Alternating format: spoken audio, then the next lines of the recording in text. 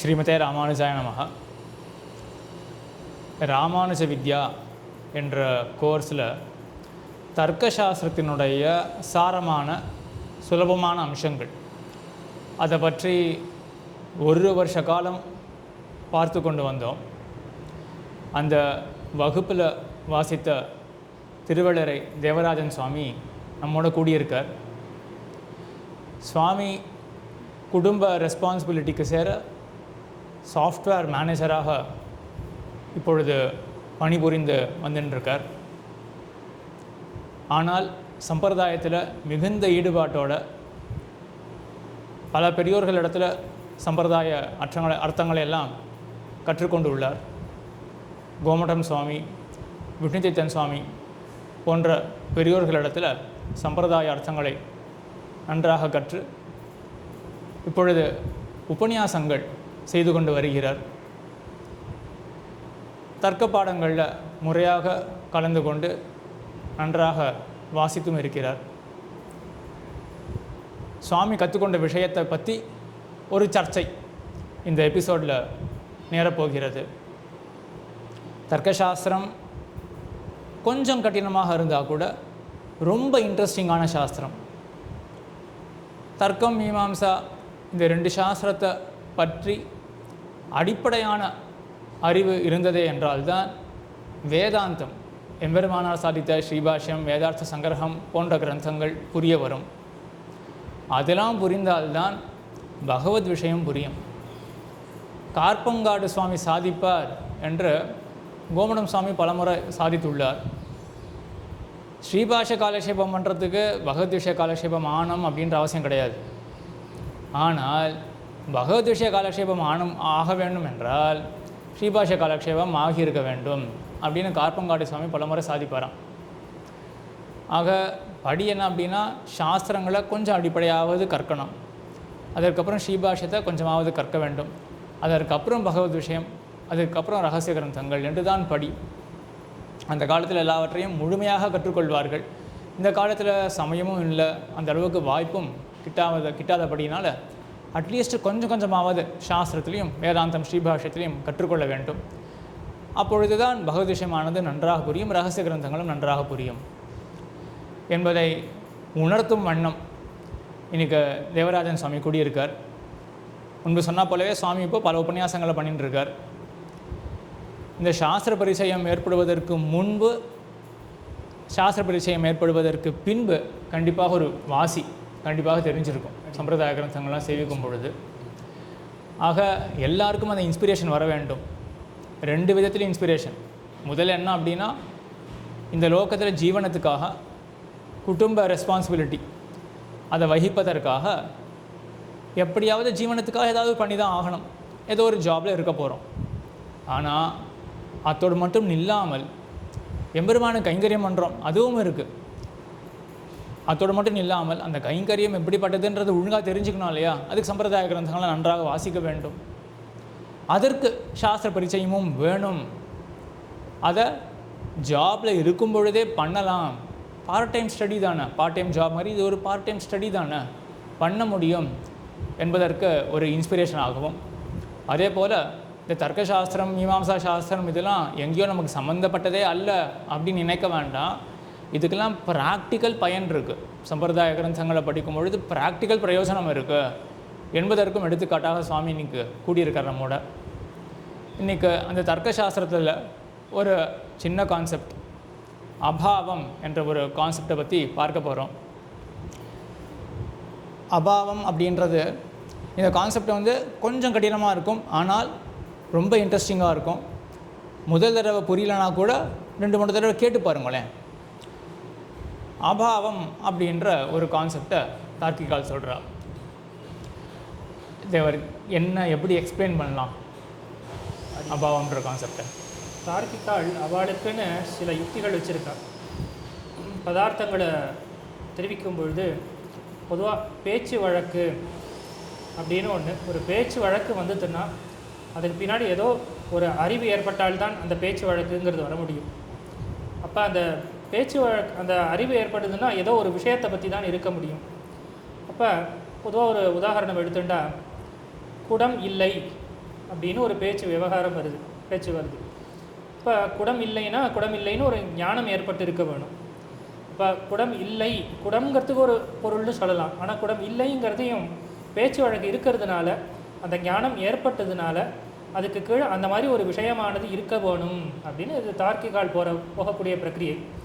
அதனால் அந்த குடம் இல்லை குடம் இன்மைங்கிறதும் ஒரு பொருள்தான் அப்படின்னு அதை ஒரு பதார்த்தமாக அவர்கள் கொண்டுள்ளார்கள். சரி, ரொம்ப அழகான பதில். இது சட்டுன்னு எல்லாருக்கும் புரிஞ்சிருக்கும்னு சொல்ல முடியாது. இந்த ராமானுஜ வித்யா வீடியோஸ் இந்த டிஸ்கிரிப்ஷனில் கொடுக்கப்படும், வீடியோ டிஸ்கிரிப்ஷனில் அதை கேட்டு பார்த்துட்டு அதுக்கப்புறம் இந்த கான்வர்சேஷனை கேளுங்கோ, கண்டிப்பாக புரியும். ஆக பேசிக்காக என்னென்னா, இப்போ அபாவம் அப்படின்றது ஒரு பதார்த்தமாக தார்க்கிகால் சொல்கிறா, ஒரு ஃபிசிக்கல் என்டிட்டி. கண்ணால் காணக்கூடிய எப்படி குடம் துணி போன்ற என்டிட்டிஸ்லாம் இருக்கோ, அதே போல் அபாவம் அப்படின்றது ஒரு ஃபிசிக்கல் என்டிட்டியாக தார்க்கிகால் சொல்கிறா. அது எப்படி எஸ்டாப்ளிஷ் பண்ணுறா என்றால், அவள் கேட்கக்கூடியது என்ன, குடம் இருக்குது அப்படின்றத எப்படி தெரிஞ்சுட்டீங்கோ என்றால் நம்ம என்ன சொல்லுவோம், குடம்னு ஒரு ஃபிசிக்கல் என்டிட்டி இருக்குது அப்படின்றது எப்படி தெரிஞ்சுட்டோன்னா என்ன சொல்லுவோம் நம்ம, இதே அந்த பேச்சு வழக்கு இருக்குது, அதுக்கு பின்னாடி அந்த ஞானம் இருக்குது, ஞானம் வந்ததுனா குடம் இருக்குங்கிற ஒரு ஞானம் ஏற்பட்டதுனால தான் குடம் இருக்குன்னு ஒரு பேச்சு வருது. இப்போ குடம் இருக்குன்னா குடம்ங்கிறது ஒரு பதார்த்தம் உண்மையிலே இருக்குது, அதனால் அது குடம்ங்கிறது ஒரு பதார்த்தம் அப்படிங்கிறது தெரிஞ்சுக்கிறோம். இப்போ எல்லாருக்கும் புரிஞ்சிருக்கும்னு நினைக்கிறேன். அப்போது குடம்னு ஒரு ஃபிசிக்கல் ரியாலிட்டி இருக்குது அப்படின்னு எப்படி எஸ்டாப்ளிஷ் பண்ணுறோன்னா, அதை பற்றி பேசுகிறோமே, குடம் இருக்குது எடுத்துக்கொண்டு வா அப்படின்னு சொல்கிறோம். அப்போது பேச்சு வழக்கு இருக்குது, பேச்சு வழக்கு இருக்கும் பொழுது அதுக்கு அண்டர்லையிங்காக ஞானம் இருக்கணும் இல்லையா, தெரிஞ்சு தானே எல்லாருமே பேச போகிறார்கள். அப்போ குடம் அங்கே இருக்குது எடுத்துக்கொண்டு வா அப்படின்னு ஒருத்தர் சொல்கிறாரு என்றால், அப்போ ஏதோ தெரிந்து தானே அவர் சொல்கிறார். அப்போ தெரிதல் அப்படின்னாலே, அறிவுனாலே எதையாவது பற்றின அறிவாகத்தானே இருக்கணும். அப்போ எதை தெரிஞ்சுட்டு சொல்கிறார், குடம் அப்படின்ற ஃபிசிக்கல் ரியாலிட்டி அங்கே இருக்குது, அதை பற்றி தெரிந்து கொண்டு அவர் சொல்லுகிறார். இது ஸ்பஷ்டமாக இருக்கும் குடம்ன்ற ஃபிசிக்கல் ரியாலிட்டி எஸ்டாப்ளிஷ் பண்ணும் பொழுது. இதே ரீதியில் தான் அவன் என்ன பண்ணுறாப்போ, குடமின்மை, அதுக்கு தேவர் சொல் வழக்கு எப்படிப்பட்டதாக இருக்கும் முன்னாடி இதை அவர் சொல்லிட்டு இருந்தாலும் ஒரு முறை மறுபடியும். இப்போ ஒருவர் குடத்தை ஏற்கனவே பார்த்துருக்கலாம், ஒரு உதாரணத்துக்கு சொல்கிறேன். ஒருவர் குடத்தை முன்னாடியே ஒரு இடத்துல ஒரு அறையில் பார்த்துருக்கலாம். அப்புறம் கொஞ்சம் நேரம் கழித்து அங்கே குடம் இல்லை. இப்போ அவர் பார்க்கறச்சே அங்கே குடம் இல்லை அப்படிங்கிற ஒரு அறிவு வருது. அது எதனாலனா, முதல்ல குடத்தை பற்றின அறிவு முன்னாடி இருந்திருக்கு, இப்போ குடம் இல்லை, அதை பற்றின அந்த குடத்தை பற்றின ஒரு ஸ்மரணம், ஒரு ஞாபகம் ஏற்பட்டிருக்கு அவருக்கு. அப்போ குடம் இல்லைங்கிறது அவருக்கு தெரியறது. அப்போ குடம் இல்லை அப்படின்றது தெரியறது, அந்த அறிவு ஏற்பட்டதுனால அந்த அறிவுக்கு ஒரு விஷயமானது இருக்க வேண்டும். அந்த அறிவுக்கு அந்த விஷயம் என்னன்னா குடம் இன்மை அப்படிங்கிறது தான் விஷயம் அப்படின்னு போகிறப்போ. சரி, அவருக்கு குடம் இல்லைன்ற அறிவு ஏற்பட்டதுன்னு எப்படி தேவர் சொல்லலாம்? அவர் குடம் இல்லைன்னு எப்படி அவருக்கு அறிவு பார்க்கிறாரு, நேராக பார்க்கிறார், குடம் இல்லைங்கிறது அவருக்கு தெரியறது. அவர் குடம் இல்லைன்னு தெரிஞ்சிருக்குன்றதை நம்ம எப்படி எஸ்டாப்ளிஷ் பண்ணுறது? இதுக்கு தேவர் முன்னாடி சொன்ன பிரக்கிரியா இருக்கே, அவருக்கு குடம் இல்லை அப்படின்ற அறிவு ஏற்பட்டிருக்கு அப்படின்றத ஏன் ஒப்புக்கொள்ள வேண்டும்? ஏனென்றால் குடம் இல்லைன்ற அந்த பேச்சு இருக்கு இல்லையா, வழக்கு, அதுதான் முக்கியம். அப்போ குடம் இல்லைன்னு வாய் திறந்து சொல்கிறாரு, பேச்சு வழக்கு இருக்குது, குடம் இல்லை அப்படின்னு வாய் திறந்து சொல்கிறார். குடம் அங்கே இருக்குது எடுத்துக்கொண்டு வா அப்படின்னு முன்னாடி பேசினார். அதற்கு அண்டர்லைங்காக என்ன ஞானம் வேணும்? குடத்தை பற்றின ஞானம் வேணும். இப்போ குடம் இல்லைன்னு பேசுகிறாரு, அப்போ அந்த பேச்சு வழக்குக்கு அண்டர்லைங்காக ஒரு ஞானம் வேணும். என்ன தெரிஞ்சு பேசுகிறார் அவர்? குடம் இல்லை அப்படின்னு சொல்கிறாரு, என்ன தெரிஞ்சுன்னு இருக்கார்? அந்த தெரிதலுக்கு விஷயம் என்ன, என்ன ஆப்ஜெக்ட், தெரியப்பட்ட ஆப்ஜெக்ட் என்னது? குடமின்மை அப்படின்னு வந்துடுறது. அப்போ குடமின்மைன்னு ஒரு ஃபிசிக்கல் ரியாலிட்டி இருக்கே அப்படின்னு இது தார்க்கிகால் சொல்கிறா.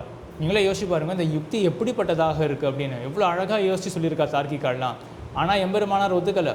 குடமின்மை அப்படின்ற ஃபிசிக்கல் ரியாலிட்டி தனியாக இருக்குது அப்படின்னு எம்பெருமானார் ஒத்துக்கலை. அது ஸ்ரீபாஷ்யத்தில், அங்கே ஸ்ரீபாஷ்யத்தை காட்டிலும் சுத்தப்பிரகாஷிகாச்சாரியர் ரொம்ப அழகாக சாதிக்கிறார். அதே போல் வேதாந்தாச்சாரியரும் பல இடங்களில் சாதிக்கிறார். இந்த குடமின்மைன்றது தனியான ஒரு ஃபிசிக்கல் ரியாலிட்டியாக கொள்ள வேண்டாம் அப்படின்னு. இப்போதைக்கு நம்ம புரிஞ்சிக்க வேண்டியது என்ன அப்படின்னா, குடமின்மை அப்படின்ற ஒரு ஃபிசிக்கல் ரியாலிட்டியை தார்க்கிகால் எப்படி எஸ்டாப்ளிஷ் பண்ணுறா அப்படின்னு. தார்க்கிகால் அப்படின்னு நான் என்ன சொல்ல வரேன், தார்க்கிகால் நியாயம் வைசேஷிகம் இந்த ரெண்டு மதத்தை சேர்ந்தவர்களை சேர்த்து தார்க்கிகர்கள் அப்படின்னு சொல்லலாம்.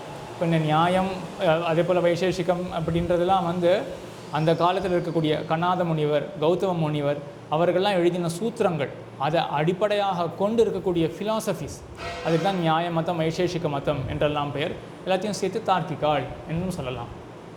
ஆக அவளுடைய ஃபிலாசபியில் இந்த மாதிரி அபாவம்னு ஒரு பதார்த்தம் எஸ்டாப்ளிஷ் ஆகிருக்கு. இத்தோடு மட்டும் கிடையாது, இதுக்கு மேலே என்ன ஆச்சரியம் அப்படின்னா, இந்த அபாவத்தையே 4ஆக பிரிக்கிறார்கள். 4 விதமான ஃபிசிக்கல் என்டிட்டிஸ், 4 விதமான அபாவம் இருக்குது அப்படின்னு சொல்கிறார்கள். அடியன் அது 4 அபாவம் என்னென்ன? ராகபாவம், பிரத்வம்சாபாவம், அத்தியந்தாபாவம், அந்யோன்யாபாவம். அடியன் ஒவ்வொன்றும் 4 அபாவம் ஞாபகம் வச்சுக்கோங்க. பிராகபாவம், பிரத்வம்சாபாவம், அந்யோன்யாபாவம், அத்தியந்தாபாவம் அப்படின்னு 4 விதமான அபாவங்கள் இருக்கின்றன. அபாவம்னு ஒரு ஃபிசிக்கல் என்டிட்டி, அதை இப்போ 4ஆக பிரிச்சுட்டா. எப்படி புரிஞ்சுக்கலாம் அது அப்படின்னா, ஒரு குடம் இருக்குது. என்ன குடம்? வெள்ளி குடமாக இருக்கலாம், தங்க குடமாக இருக்கலாம், மண் குடமாக இருக்கலாம் அப்படின்னு பிரிக்கிறோம் இல்லையா? அந்த மாதிரி புரிஞ்சுக்கணும். அது அபாவம்னு ஒரு ஃபிசிக்கல் என்டிட்டி இருக்குது, அது 4 வகைப்படும். 4 வகையை பார்த்தோம். ஒவ்வொன்றுத்துக்கும் அவள் ஏன் இந்த மாதிரி 4ஆக தனியாக சொல்கிறா? இந்த மாதிரி அபாவம் இருக்குன்னு ஏன் சொல்கிறான்? பிராகபாவம் முதல்ல எடுத்துக்கொள்வோமே. பிராகபாவம் அப்படின்னா அவர்கள் போகக்கூடிய யுக்தி கடோ பவிஷ்யதி, குடம் உண்டாக போகிறது அப்படின்னு தெரிவிக்கிறோம். கடோ பவிஷ்யதி அப்படின்னா குடம் உண்டாக போகிறது அப்படின்னு அர்த்தம். இப்போ குடம் உண்டாக போகிறதுனா இப்பொழுது இல்லை அப்படிங்கிறது அதில் தெரிகிறது. அப்போ குடம் இப்பொழுது இல்லை அப்படின்னா, குடம் இங்கு இல்லை அப்படின்னு சொன்னால், இப்போ இல்லை அப்படின்னா இனிமே வரப்போகிறது அப்படிங்கிற அர்த்தமானது வருது.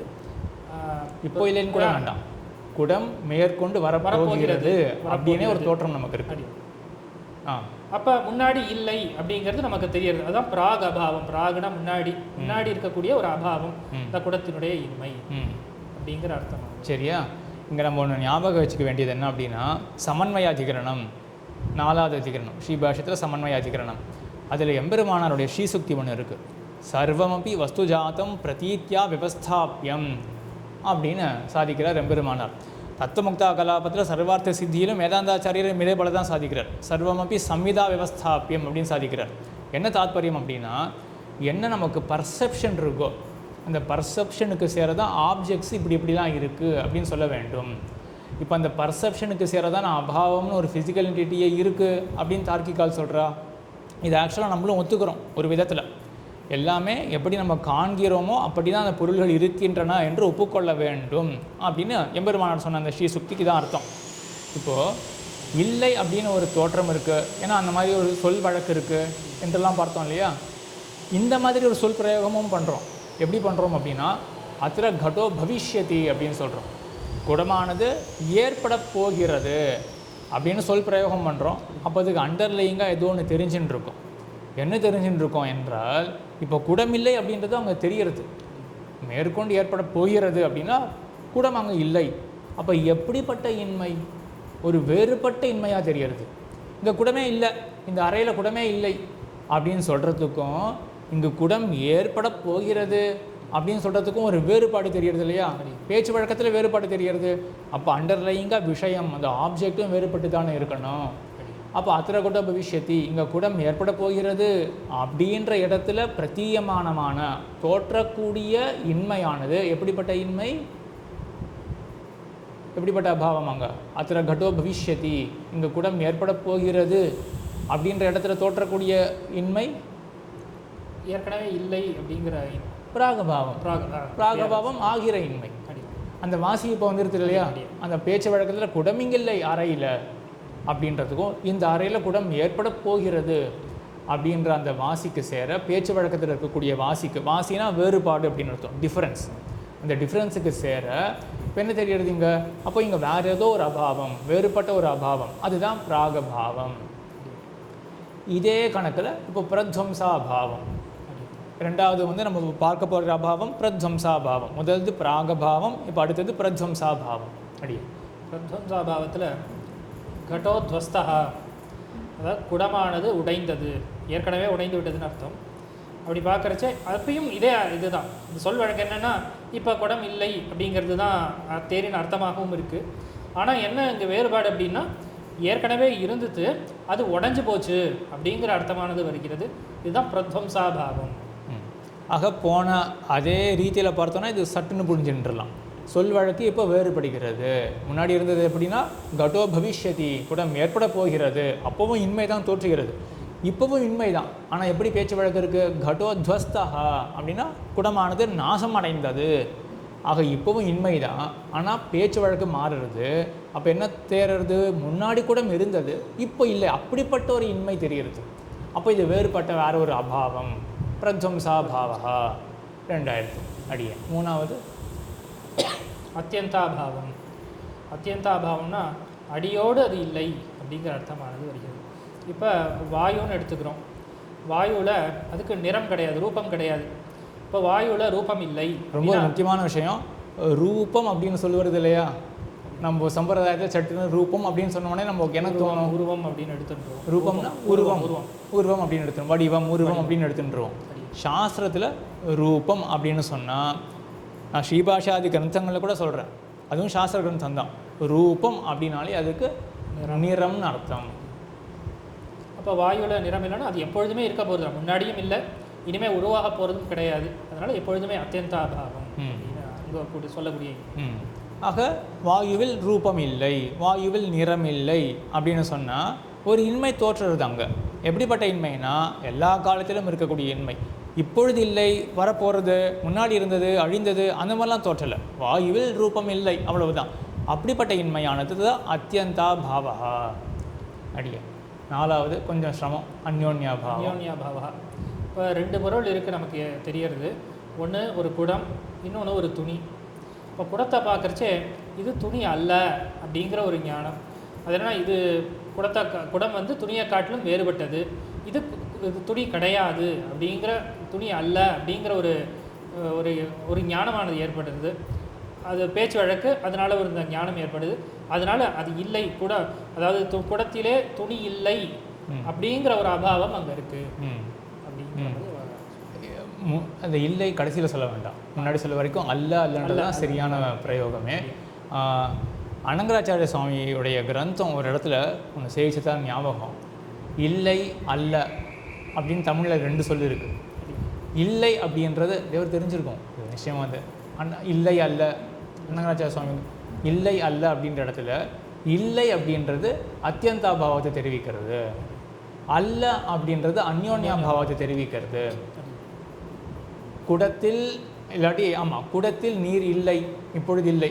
இல்லாட்டி வாயுவில் ரூபம் இல்லை, அங்கே அத்தியந்தாபாவத்தை சொல்லலாம். வாயுவில் ரூபம் அல்ல அப்படின்னு சொல்ல முடியாது. வாயுவானது ஜலம் அல்ல, குடமானது துணி அல்ல. இங்கேயும் என்ன ஆகுது அப்படின்னா நிஷேத புத்தி அப்படின்னு சொல்லுவாள், தள்ளி விடுற புத்தி. அல்ல அப்படின்றதும் இல்லை அப்படின்றது எல்லாமே நை உள்லிখিதமாக இருக்கும் அப்படின்னு சொல்லுவார்கள். தள்ளி விடுற புத்தியாக நமக்கு இருக்கும். ஆக தள்ளிவிடப்படுறதுனால அப்போது ஒரு இன்மை தானே இங்கேயும் தோற்றுறது, ஆனால் ஒரு வேறுபட்ட இன்மையாக தெரிகிறது. முன்னாடி என்ன நம்ம பார்த்தோம்? இந்த குடமானது நாசம் அடைந்தது, குடமானது ஏற்பட போகிறது, குடத்தில் ஜலம் இல்லை, இல்லாட்டி வாயுவில் ரூபம் இல்லை, இந்த மாதிரி சில புத்திகள் பார்த்தோம். இப்பொழுது எப்படி இருக்குது அப்படின்னா துணியானது குடம் அல்ல அப்படின்னு வேறுபட்ட ஒரு சொல் வழக்கமாக தானே தெரிகிறது. அப்போ இதுக்கு அண்டர்லையிங்காக நம்ம தெரிஞ்சிக்கக்கூடிய ஆப்ஜெக்ட் ஆனதும் வேறுபட்டதாக தான் இருக்கணும். அப்போ அந்யோன்யாபாவம், வேறுபாடு அப்படின்றது ஒரு ஃபிசிக்கல் என்டிட்டியாக இருக்குது அப்படின்னு தார்க்கிகாள் எஸ்டாப்ளிஷ் பண்ணுறா. இது ஒரு இன்மைன்றது இவருக்கு மனசில் வந்தது இல்லையா? எப்படின்றது இதுவும் வந்து ஒரு இன்மையாக தான் பார்க்கணும். நிஷேத புத்தி அப்படின்றத பார்த்து இதுவும் ஒரு இன்மையாக தான் கொள்ள வேண்டும் அப்படின்னு பார்க்கணும். அடியா தேவர் இதை கொண்டு திருப்பாவையில் ஒரு அர்த்தம் சாய்ச்சது எப்படி யூஸ்ஃபுல்லாக இருக்கும் அப்படின்றத காட்டணும் இல்லையா? இந்த மாதிரி சாஸ்திரார்த்தங்கள் கற்றுட்டோன்னா சம்பிரதாயத்தில் எப்படி யூஸ்ஃபுல்லாக இருக்கும்ன்றதுக்கு. அடியா இது திருப்பாவையில் நாயனாருடைய வியாக்கியானத்தில் தூமணி மாடம் பாசுரம், அதில் தூமணி மாடம்னு இருக்கக்கூடிய இடத்துல தூய்மையான ரத்னங்களாலே சமைக்கப்பட்ட மாடம் அப்படின்னு அர்த்தம் அருள் செய்துவிட்டு இது நித்தியர்களைப் போலே அப்படின்னு தெரிவித்து, இதே மாதிரி திருவாய்மொழியிலே துவளில் மாமணி மாடமோங்க திருத்தொலைவெளிமங்கலம் திவிதேசத்துக்கு உண்டான பாசுரத்தில் துவளில் மாமணி மாடம் அப்படின்னு பாசுரம் இருக்குது. துவள்னா குற்றம், குற்றம் இல்லாத மாடங்கள் அப்படின்னா என்ன அர்த்தம் கொள்ளலாம்னா, முன்னாடி குற்றம் இருந்திருக்கு, அது கழிக்கப்பட்டு இப்போ குற்றம் இல்லாமல் இருக்குது அப்படின்னு. இது முக்தர்களை போலே, முக்தர்கள் ஒரு காலத்தில் சம்சாரத்தில் இருந்துட்டு அதுக்கப்புறமாக ஆச்சாரிய கட்டாட்சத்தால் எம்பெருமானுடைய அனுகிரகத்தால் மோட்சத்தை அடைந்தார்கள். அவர்களுடைய பாவங்கள்லாம் விழுந்து விட்டன. இப்போ அவர்கள் முக்தியை அடைந்தார்கள். ஆனால் இந்த சம்சாரத்தினுடைய இருப்புங்கிற அவளுக்கு முன்னாடி இருந்திருக்கு. ஆனால் நித்திய சூரிகளுக்கு முன்னாடியே கிடையாது. அதனால் பிராக் அபாவம்னு சொல்லலாம். ஆனால் இங்கே இந்த இடத்துல சுவாமி ஒரு திருத்தம் சாதிச்சார். திருவாய்மொழி வியாக்கியானத்திலும் இதிலே முதல் பத்திலேயே வருகிறது, அது அரும்பதத்தில் காட்டியிருக்கா. இது பிராக் அபாவம்னு மட்டும் சொல்ல முடியாது, பிராகபிய பாவகா, முன்னாடியே நித்திய சூரிகளுக்கு கிடையாது. ஏன்னா இப்போ இல்லைன்னு சொன்னால் வரப்போகிறதுங்கிறதுனால அந்த அர்த்தத்தில் கூட வரலாம். அதனால் அவர்களுக்கு எப்பொழுதுமே அந்த பாப சம்பந்தம் சம்சார சம்பந்தம்ங்கிறது கிடையாது. அதனால் பிராகபிய பாவகா, பிராகபிய அபாவகா, முன்னாடியும் கிடையாது அப்படிங்கிற அர்த்தத்தை எடுத்துக்கணும். இந்த இடத்துல முக்கியமாக அடியன் சொல்ல வேண்டியது, அடியன் காலட்சேபத்தெல்லாம் கேட்டிருக்கேன். ஆனால் இந்த அபாவம் இதை பற்றி நன்னா கேட்டதுக்கப்புறமாக தான் நன்னா விளங்கித்து. அதுக்கு முன்னாடி ஏதோ ஆபாத பிரதீத்தின்னு சொல்லக்கூடிய மேலோட்டமான ஒரு ஞானம் தான் இருந்தது. ஆனால் இந்த சாஸ்திரம் படித்ததுக்கப்புறமா இந்த அர்த்தங்கள்லாம் நன்னா எந்த காரணத்துக்காக ஆச்சாரியர்கள் இந்த பதப்பிரயோகம் எதுக்காக இதை எடுத்திருக்கா அப்படிங்கிறது நன்னா புரியுறது சுவாமி. அப்படியா? ஆக இப்போ பிராகபாவம் அப்படின்றது இங்கே அத்தியந்தாபாவத்தை குறிக்கிறது அப்படின்னு வச்சுட்டு, இப்போது நித்திய சூரிகளுக்கு அத்தியந்தாபாவம் இருக்குது, முக்தாத்மாக்களுக்கு பிரத்வம்சாபாவம் இருக்குது. அத்தியந்தாபாவம் அப்படின்ன உடனேயே எதினுடைய அத்தியந்தாபாவம் அப்படின்ற கேள்வி வரும். நித்திய சூரிகளுக்கு எதினுடைய அத்தியந்தாபாவம் இருக்குது? அவர்களுக்கு சம்சாரத்தினுடைய அத்தியந்தாபாவம், சம்சார சம்பந்தத்தினுடைய அத்தியந்தாபாவம். இது எல்லாருக்கும் புரியும் அப்படின்னு நினைக்கிறேன். நித்திய சூரிகளுக்கு சம்சார சம்பந்தத்தினுடைய அத்தியந்தாபாவம் இருக்குது அப்படின்னு இப்போ ஆச்சாரியர்கள் மென்ஷன் பண்ணார்கள் என்றால் நம்ம எப்படி புரிஞ்சுக்கணும்? நித்திய சூரிகள் இடத்துல சம்சார சம்பந்தம் என்றது அறவே கிடையாது. இப்போ சாஸ்திரியமாக யோசிச்சோன்னா அது எக்ஸாக்டாக புரிஞ்சிக்க முடியறது இல்லையா? அதே போல் முக்தாத்மாக்கள் விஷயத்தில் முன்னாடி சம்சார சம்பந்தம் இருந்தது, ஆனால் இப்போ அது ஒழிந்ததுன்னு சொன்னதுனால துவம்சமானது அங்கே இருக்குது. இப்போ முக்தாத்மாக்கள் இடத்துல துவம்சம் இருக்குது, பிரத்வம்சாபாவம் இருக்குது. இதனுடையது சம்சார சம்பந்தத்தினுடைய பிரத்வம்சாபாவமானது முக்தாத்மாக்கள் இடத்துல இருக்கிறது. இது அந்த மணி விஷயத்தில் தூமணி தூமணினா தூய்மையான ரத்தனங்கள். அங்கே அழுக்குன்னு வைத்து கொண்டால் அங்கே அழுக்கே குற்றமே இல்லை, குற்றம்னு தான் அங்கே பதப்பிரயோகம் இருக்குது. குற்றங்கள் இல்லாத மணிகள் அப்படின்னு சொல்லப்படுறதுனால எப்படி நித்தியர்களுக்கு இந்த சம்சாரமே அறவே இல்லையோ அந்த மாதிரி இங்கே அத்தியந்தாபாவத்தை நாம் கொள்ளலாம். எதனுடைய அத்தியந்தாபாவம்? அது குற்றத்தினுடைய அத்தியந்தாபாவம். எந்த தோஷமும் இல்லை. இப்போ குற்றத்தினுடைய அத்தியந்தாபாவம் அந்த மணிகளில் இருக்குது. எங்கள் திருப்பாவையில் சொல்லப்படுற மணிகள் இடத்துல. அப்படியே அடுத்தது அது துவளில் மாமணி அடமுங்கு அப்படிங்கிறச்சே அந்த இடத்துல குற்றங்கள் இருந்திருக்கு, ஆனால் கழிந்திருக்குன்னு சொல்கிறதுனால பிரத்வம்சாபாவம் அங்கே காட்டப்படுகிறது. ஆக குற்றத்தினுடைய பிரத்வம்சாபாவம் திருத்தொலைவெளி மங்கலத்தில் இருக்கக்கூடிய அந்த மணி விஷயத்தில் பிரத்வம்சாபாவம் வருது அப்படின்னு இப்படி சாஸ்திரார்த்தங்களை புரிந்து கொண்டோம் என்றால் சம்பிரதாய அர்த்தங்கள் நன்றாக விளங்கும் என்பதை அழகாக காண்பித்திருக்கார் சுவாமி. மறுபடியும் சொல்கிறேன், சாஃப்ட்வேர் மேனேஜராக இருந்து கொண்டு சம்பிரதாயத்தில் இவ்வளோ ஊற்றத்தோட, அதுவும் சுவாமியுடைய திருத்தகப்பனார் அங்கே ஸ்ரீரங்கத்தில் பல கைங்கரியங்கள் செய்து போந்தவர். ஆக அந்த மாதிரி கைங்கரியத்தில் ஊற்றம் பொதுவாக என்ன அர்த்தம் அப்படின்னா, வேலைக்கு போயிட்டு யார்கிட்டையாவது படிக்கலாமே அப்படின்னு சொல்ல போனோமே என்றால் அவள் சொல்லக்கூடிய பதில் என்ன அப்படின்னா, வேலைக்கு போயின்ட்டுருக்கேன், நான் கைங்கரியத்திலும் இருக்கேனே அப்படின்னு சொல்லிடுறார்கள். ஆனால் அந்த கைங்கரியம் நன்றாக பிரதிபலிக்க வேண்டும், அது நன்றாக விளங்க வேண்டும் அப்படின்னா அது கண்டர்லைங்காக சம்பிரதாய ஞானம் வேணும். அதை சுவாமி அழகாக காட்டின்னு இருக்கார். அந்த குடும்ப ரெஸ்பான்சிபிலிட்டியும் வகிச்சுன்னு இருக்கார்.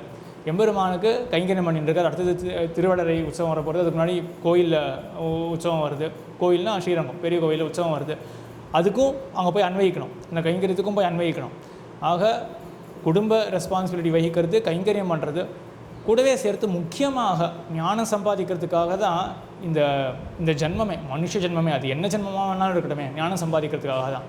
ஸ்ரீ வைஷ்ணவத்தில் ஒரு அன்வயம் இருக்குது என்னும் பொழுது அதை நன்றாக யூட்டிலைஸ் பண்ணிக்கணும். இவ்வளோ கிரந்தங்கள் ஆச்சாரியர்கள் சாதிச்சிருக்கார் இல்லையா?